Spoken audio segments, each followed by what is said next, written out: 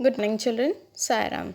Children, as we have already completed the Vespers theory, the valence bond theory, I have explained you about the valence bond approach also, and the overlapping concept of atomic orbitals and hybridization. So next I'm starting with the molecular orbital theory. Molecular orbital theory again gives you the detailed formation of a molecule, how the molecule formation takes place and the involvement of the molecular orbitals. Now just let us start with the salient features of the molecular orbital theory. Now, according to molecular orbital theory, the electrons which are present in a molecule are present in various molecular orbitals as the electrons of atoms are present in the atomic orbital. When we are talking about a single atom, the electrons of the atom are present in the atomic orbital. But when we are talking about a molecule, then the electrons of the molecule are present in the molecular orbital. Number second is the atomic orbitals of comparable energies and proper symmetry combine to form the molecular orbital. That means s orbital will form the molecular orbital with the s orbital only. Px will form with Py only. That means the molecular orbitals are formed by the orbitals of similar energy and shape. Molecular orbitals are formed by the combination of atomic orbitals. Now coming to the third point.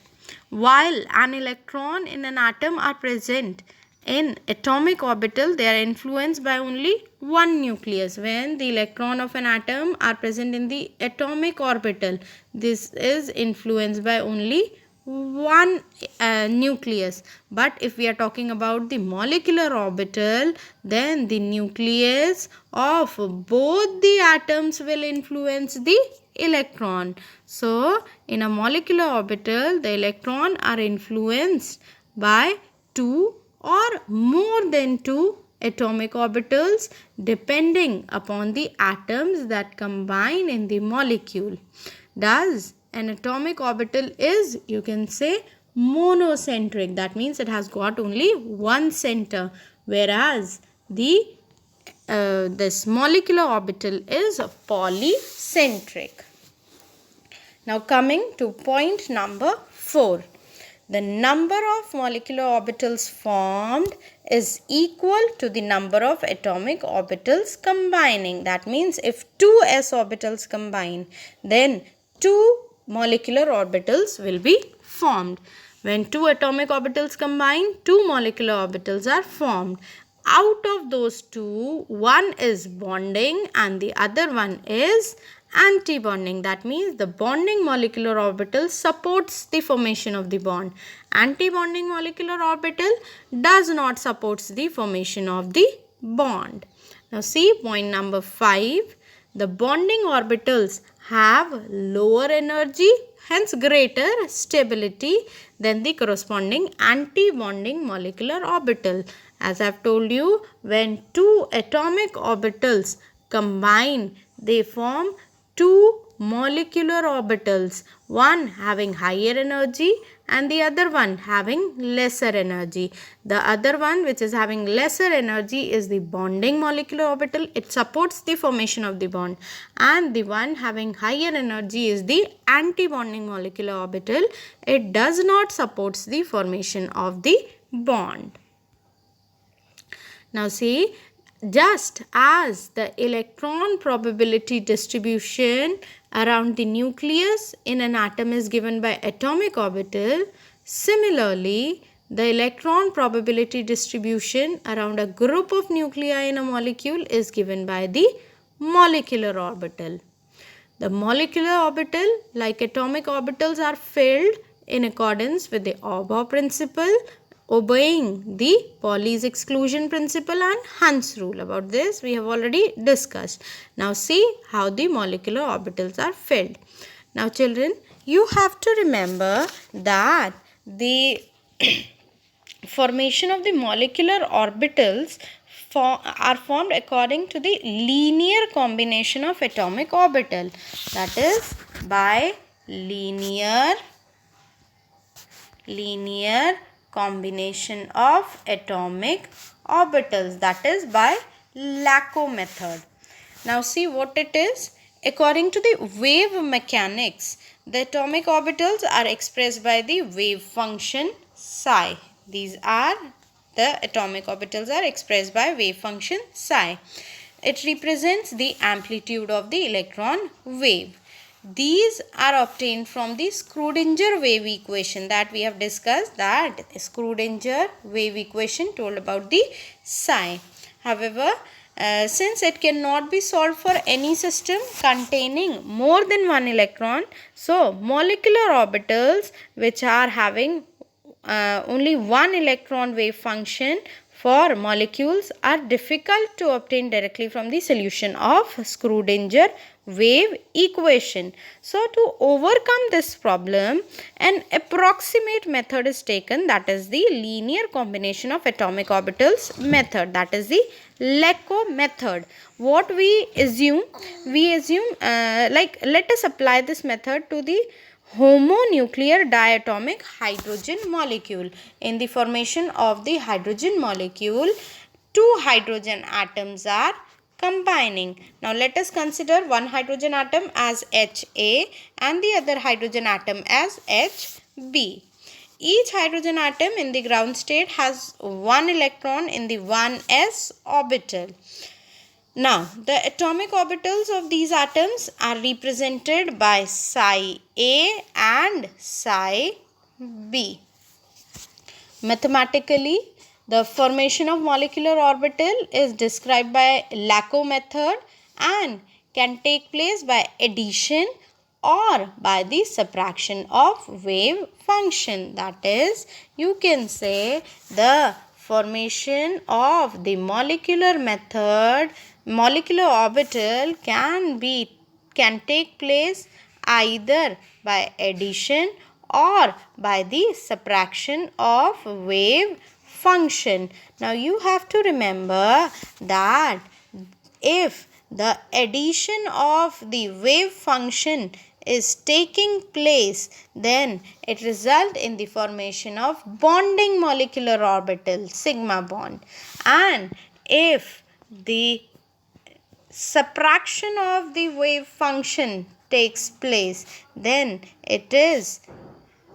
this is psi A, that is psi B. If subtraction of wave function takes place, then the anti-bonding I am showing with a star, anti-bonding molecular orbital is formed. The molecular orbital with the sign psi are formed by the addition of atomic orbital, and this is formed by the subtraction of molecular orbital. Now see, when one s orbital, this we are discussing for hydrogen atom only. Now one s orbital, another s orbital having wave function psi A and psi B are combining. These are the atomic orbitals. Both are having one electron. The two are combining and resulting in the formation of sigma 1s, sigma 1s star orbital. Two orbitals are formed. The one which is having lesser energy is psi A plus psi B, that is the bonding molecular orbital. The one which is having more energy is psi A minus psi B, that is the anti-bonding molecular orbital. Now as I have told you, the filling of orbitals, molecular orbitals is taking place according to the Auber principle. So this electron and this electron will be filled here. When first of all pairing will take place when this orbital is completely filled, then only this orbital will be filled, but no such electron is left for this orbital to be filled. So this is your linear combination of atomic orbital according to which the molecular orbitals are formed. Now children, you see, I hope you all are able to see. Now see, when the px and px orbitals combine, these atomic orbitals combine, they also result in the formation of two atomic orbital, that is pi 2px, pi 2px star. The star is there.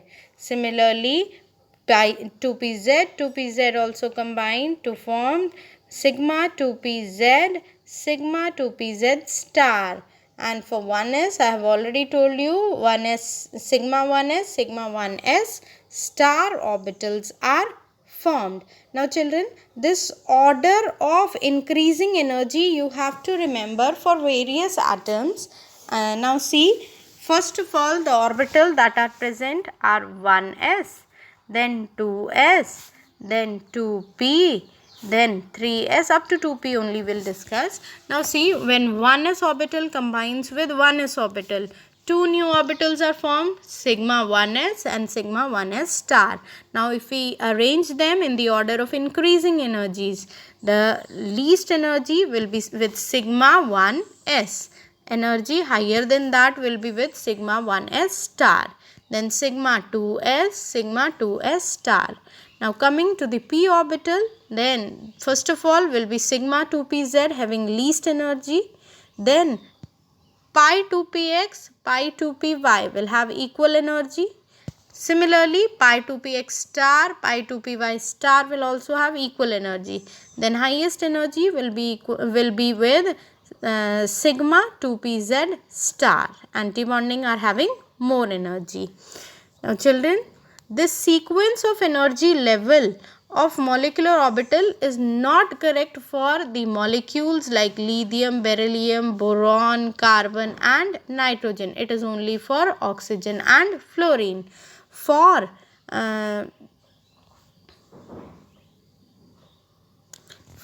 these atoms, the order of increasing energy is quite different. It is sigma 1s, sigma 1s star, sigma 2s, sigma 2s star. Up to here it is similar. After that, here you can see sigma 2pz is having less energy, but here pi 2px and pi 2py are having lesser energy. Sigma 2pz is having more energy. That means this orbital shifts here in case of these elements. After that, again the same sequence is there. So you have to remember, whenever you are asked to write down the this molecular orbital configuration for these elements, oxygen and fluorine, you have to take this sequence. If you are writing for these elements, you have to take this sequence. Now children, using the molecular orbital configuration, you can find out the bond order. Bond order means how many bonds are formed between the two atoms. Now what actually is bond order?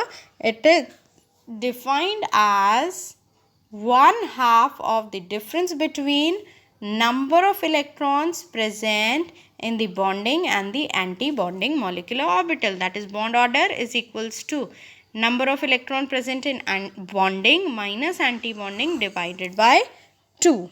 Like for example, if we take the case of hydrogen molecule.